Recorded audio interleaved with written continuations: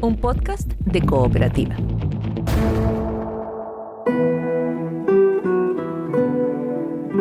Este es un podcast sobre historias que suceden delante y detrás de la pantalla, sobre las personas que hacen películas, las personas que las ven y las personas que las sueñan.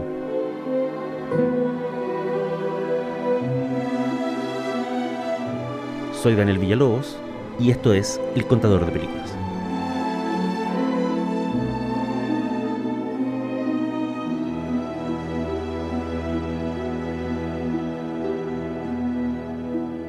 Esto es El Contador de Películas y la historia de hoy se llama El ingenio de Hedy Lamarr. Muchos de ustedes habrán topado en alguna publicación de redes sociales o en alguna página de trivia histórica con la misma tajante aseveración más de una vez. Hedy Lamarr, una de las estrellas del Hollywood clásico, es la madre del Wi-Fi. ¿Es cierto eso? Como muchas otras trivias relacionadas con Hollywood y con el siglo XX en general, tiene algo de verdad y algo de generalización antojadiza. Como en todas las cosas, hay matices. Y para detenernos en alguno de esos matices, hoy día vamos a hablar de la vida y carrera de Hedwig Eva Maria Kiesler, o como la conoció el cine, Hedy Lamarr.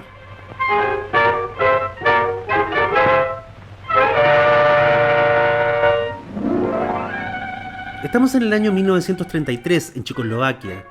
Una joven actriz, hija de un adinerado banquero y una pianista, acepta protagonizar un drama romántico llamado Éxtasis. La joven actriz tiene apenas 19 años y se llama todavía Eva Maria Kiesler. Desde pequeña, Eva Maria ha manifestado interés por las artes, el teatro y la música, pero también de manera más solapada por las ciencias y la ingeniería. Éxtasis es su gran oportunidad en el cine, así que participa feliz, sin saber que la fama acarreada por la película será más ingrata que satisfactoria. Éxtasis es un filme mediocre, pero causó un escándalo en 1933 porque contenía el que supuestamente era el primer desnudo femenino en la historia del cine. Ese desnudo, claro, era el de Eva Maria Kiesler. Aquello de que Éxtasis contuviera el primer desnudo femenino en la historia del medio era falso, pero el truco publicitario hizo que el escándalo se encendiera como un reguero de pólvora por el continente europeo, un lugar donde, de hecho, la pólvora estaba a punto de encenderse por razones bastante más dramáticas y violentas. Con apenas 19 años, Eva Maria se vio convertida en el rostro del escándalo. La película fue denunciada por ligas de la decencia en distintos países y por el propio Vaticano. La joven actriz estaba en una paradoja. Por un lado, todo el mundo parecía conocer su nombre y su rostro. Por otro lado, nadie estaba dispuesto a darle un papel en otra película. Su figura estaba asociada a la polémica y a la censura. Sin embargo, uno de los espectadores más devotos de Éxtasis dio un paso más allá del simple interés por comprar una entrada y ver a Eva Maria. Ese espectador, un traficante de armas llamado Fritz Mandl, decidió cortejarla y al corto plazo ambos se casaron. Parecía la vida ideal. Mandl era millonario. Eva Maria ahora estaba instalada en una casa palaciega, rodeada de sirvientes, joyas y perfumes. Sus actividades consistían en embellecerse y luego asistir a fiestas y cenas privadas donde su marido le presentaba a algunos de los personajes más famosos de Salzburgo. A pesar de todo eso, había un pero. Fritz Mandl era un marido enfermizamente celoso. No solo le prohibió a su joven mujer que volviera a actuar en cine, tampoco la dejaba salir de la casa sin vigilancia, y los sirvientes que la rodeaban no solo estaban pendientes de atenderla, sino también de informar de todas sus acciones y dichos al señor de la casa. Además, Mandl intentó por mucho tiempo comprar y quemar todas las copias de Éxtasis. Como ya hemos dicho, el hombre era un traficante de armas, lo que significaba que por sus fiestas desfilaban no solo nobles y artistas, sino también representantes de Mussolini y oficiales del nazismo alemán. Eva Maria, de padres judíos, empezó a sentirse asqueada por partida doble. Estaba en una jaula de oro, y además vivía rodeada de enemigos. Hasta que al cabo de un tiempo la muchacha decide lo impensable: abandonar a Mandl e irse con un par de maletas fuera del país y en lo posible del continente. ¿Recuerdan esa escena inicial de El hombre invisible con Elizabeth Moss? Cuando la mujer se levanta subrepticiamente en medio de la noche para huir de la enorme casa que comparte con el marido que la tiene prisionera. Algo así fue lo que tuvo que hacer Eva Maria. La manera exacta en que ella escapó de Mandel difiere dependiendo de la fuente. En su autobiografía, un libro que ella aceptó hacer por dinero, pero del cual derivaron luego acusaciones y demandas, su escritor fantasma relata que una noche Eva María drogó con sedantes a una sirvienta que se parecía un poco a ella, y luego se puso sus ropas, salió a la noche y cogió un tren a París.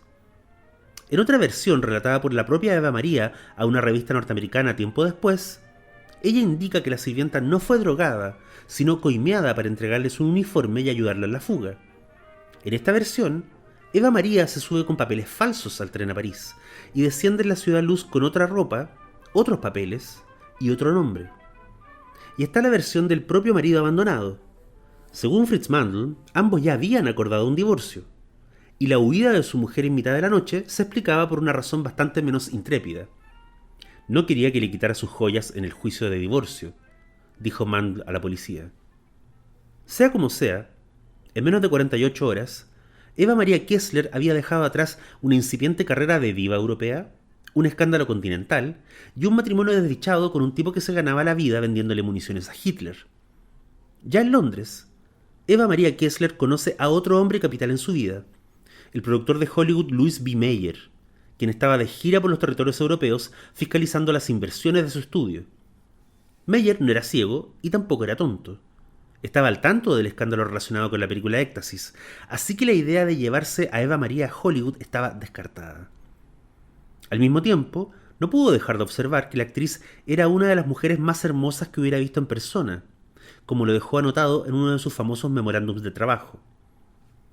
Por otro lado, tampoco pudo dejar de notar que esta jovencita que hablaba inglés con un marcado acento era demasiado inteligente, ambiciosa y culta para su gusto de productor. Las actrices tienen que ser simples, decía Mayer. Deben ser fáciles de conducir, deben tener buen carácter y ser obedientes. Eva María no era nada de eso. Mayer le ofreció, después de algunas conversaciones, un contrato miserable por $125 semanales. Ella pidió 500. De ninguna forma, dijo él, y se olvidó del asunto. Mayer y su familia se embarcaron en un crucero de vuelta a Estados Unidos. Sin que él lo supiera, Eva María se embarcó también, y se buscó un trabajo durante el viaje haciendo de tutora e institutriz de los niños de una familia de millonarios. Mayer se la topó encubierto un día. ¿Qué está haciendo usted en este barco?, le preguntó. Me voy a conquistar Hollywood, le dijo ella, y quiero que reconsidere la oferta que me hizo. Después de algunas dudas, Mayer se rindió. Le garantizó un contrato de $500, una prueba de cámara, una ronda de prensa y un par de películas de entonces al fin del año. Pero, dijo él, hay una condición. Tienes que cambiarte de nombre y nada de mencionarle esa película pornográfica a los periodistas de Los Ángeles. Eva María aceptó. Louis B. Mayer la rebautizó como Hedy Lamarr y la presentó en Hollywood como su nuevo gran descubrimiento. Ya convertida en una de las novedades de la Metro-Goldwyn-Mayer, Hedy Lamarr participó en docenas de películas de distinto pelaje y recepción. En honor a la verdad, su carrera, más allá del glamour inventado por Mayer, nunca despegó realmente. No tuvo las grandes actuaciones por las que recordamos a gente como Ingrid Bergman, ni tampoco participó en clásicos que la hayan convertido en un ícono al estilo de Marilyn Monroe o Joan Crawford. No, la presencia de Hedy Lamarr en Hollywood fue discreta. Era hermosa, desde luego, tenía estilo, presencia y una actitud de gran dama, que la hacía ideal para dramas de época como Sansón y Dalila. He's mine to punish. Go. Wow. I must hurt you, my love, that all may see. Forgive me. Muchos años después, alguien la entrevistó ya retirada y anciana y le preguntó, ¿no le gustaba actuar? Me encantaba actuar, dijo ella. Pero no me gustaban los papeles que me daban, ni las películas donde aparecí. Debí quedarme en Europa y trabajar con gente como Rossellini o Truffaut. ¿Pero qué sabía yo? A los 20, una piensa que Hollywood es el mundo. Hollywood, desde luego, no era el mundo ni mucho menos.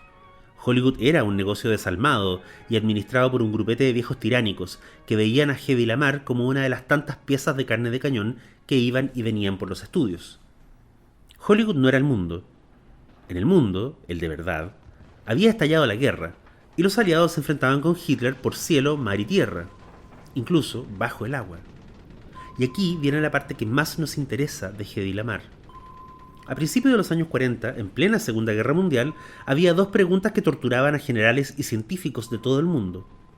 La primera era, ¿cómo establecer contacto a distancia entre dos puntos, un barco, por ejemplo, y un espía en tierra, sin que el enemigo interviniera en el canal y rastreara la conversación hasta uno de los dos puntos? La segunda pregunta era, ¿cómo podría dirigirse a distancia un torpedo, bajo el agua, de manera de que la comunicación no pudiera ser interceptada ni interrumpida por el enemigo? El bando que resolviera ambas preguntas ganaría la batalla en los océanos, y ganar la batalla en el mar era ganar la guerra. En Hollywood, durante una fiesta, Heavy conoció al compositor George Antheil. George tenía distintos trabajos de bajo pelaje en la órbita de los estudios. Dictaba clases, arreglaba partituras ajenas, supervisaba grabaciones de bandas sonoras, pero su real vocación era la música experimental. Utilizar los ritmos y sonidos de la era industrial para crear piezas musicales que no se parecieran en nada a lo que el público conocía. Como es de esperar, George Antheil no nadaba en dinero, más bien vivía al 3 y al 4, pero tenía abundantes conocimientos de ciencia y mecánica, algo que le interesó mucho a Hedy Lamarr. Ambos, sin decirle a nadie, se pusieron a trabajar en las dos preguntas de la guerra en alta mar. Y la respuesta que encontraron fue tan revolucionaria que en principio los analistas militares que recibieron la patente no entendieron cómo funcionaba. Lo que Hedy Lamarr y George Antheil propusieron en su patente era una señal que saltara de una frecuencia a otra, en intervalos tan breves que no pudiera ser rastreada por el enemigo. Dado que el principio venía de la música, el sistema se basaba en 88 frecuencias, como las 88 teclas del piano, y la idea se ejecutaba instalando en cada torpedo una versión miniatura del mecanismo de cilindros perforados que se usaba en las antiguas pianolas automáticas.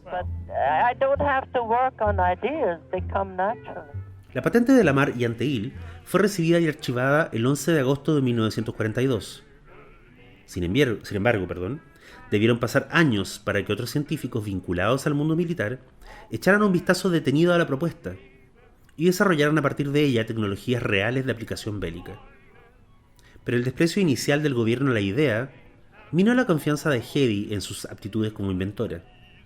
Decidió concentrarse en el cine, aun cuando para entonces ya tenía claro que las películas de Hollywood no eran lo suyo y que sus días de femme fatal y bomba sexy estaban contados. Lo que sí se mantuvo intacto, incluso después de la patente fallida, fue su odio a los nazis. Participó en largas campañas de venta de bonos de guerra y fue una de las tantas estrellas del cine que se consagraron durante varios fines de semana a entretener a las tropas. Para sus jefes de Hollywood, el esfuerzo de guerra era una excelente oportunidad para las relaciones públicas y para estrechar lazos con el gobierno.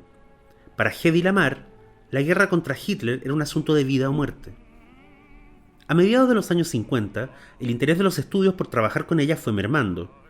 Una serie de matrimonios fallidos fue drenando sus finanzas. Ambas cosas combinadas dieron como resultado que en la siguiente década, Hedy Lamarr, la glamurosa estrella morena de ojos cautivantes, tuviera que declararse en quiebra y aceptar lo que le ofrecieran. Por ejemplo, escribir una autobiografía. El libro, que se publicó en 1966, fue completamente inventado por un escritor fantasma a partir de chismes, terceras versiones y mucho recorte de revistas del corazón. Hedy se sintió traicionada y denunció públicamente al editor. Pero necesitaba el dinero y dejó que las cosas siguieran su curso.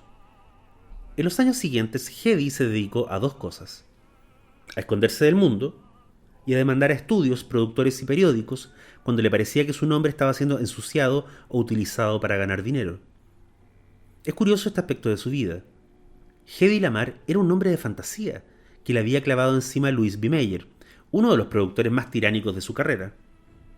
Sin embargo, la que alguna vez había sido Eva Maria Kiesler estaba dispuesta a todo para proteger la leyenda de ese nombre de fantasía. Y la que alguna vez había huido de una mansión llena de lujos para ver el ancho mundo, ahora solo quería huir de ese mundo, encerrada en una casita de Miami. Con los años, los principios del invento de Hedy y George Antheil inspiraron tecnologías como el GPS y el Bluetooth. Y sí, también fueron el suelo fértil para el desarrollo de cosas como la Wi-Fi. Pero ya era tarde para Hedy. Estaba vieja, sola, casi ciega. No recibía visitas y sus contactos con el mundo eran solo a través del teléfono. Aunque durante los 90 recibió numerosos homenajes por su patente, incluyendo el prestigioso premio Vulvey Spirit of Achievement Award, A ella todas esas cosas no le importaban. El premio incluye dinero era su única pregunta cuando la llamaban para darle las noticias. A fines de los 90 se instaló en la localidad de Castleberry, en Florida. Las únicas personas con las que tenía contacto regular era un matrimonio de vecinos que le telefoneaban a diario y le hacían las compras de la semana. El 19 de enero del año 2000, luego de llamarla sin éxito a su número, decidieron visitar su casa. La encontraron muerta, acostada en su cama, con el televisor encendido. Tenía 85 años, y el asunto se archivó como fallecimiento por causas naturales. Un hijo que apenas la conocía viajó a hacerse cargo de los trámites del funeral. Junto al cuerpo se encontraron un peine, una libreta de notas, una revista Newsweek. Cuando los hombres de la ambulancia la levantaron de la cama, apareció debajo de ella una carpeta con una serie de papeles firmados. Era su testamento. Desde el 2000 hasta hoy, homenajes y honores por su aporte a la tecnología han proliferado en distintos lugares del mundo. Es dudoso que alguno de esos honores le hubieran importado. ¿Por qué? Porque, como dijo en una entrevista en los años 80, el mundo siempre llegaba tarde. ¿A dónde?, le preguntaron. Al futuro, decía ella. El mundo siempre llega tarde al futuro. I'll read you something pretty. People are unreasonable, illogical, and self-centered. Love them anyway. If you do good, people will accuse you of selfish, alternative motives. Do good anyway. Soy Daniel Villalobos, esto fue El Contador de Películas. Hasta la próxima. The biggest people with the biggest ideas can be shut down by the smallest people with the smallest mind. Think big anyway. What you spend years building may be destroyed overnight. Build anyway. Give the world the best you have and you'll be kicked into the sea. Give the world the best you've got anyway.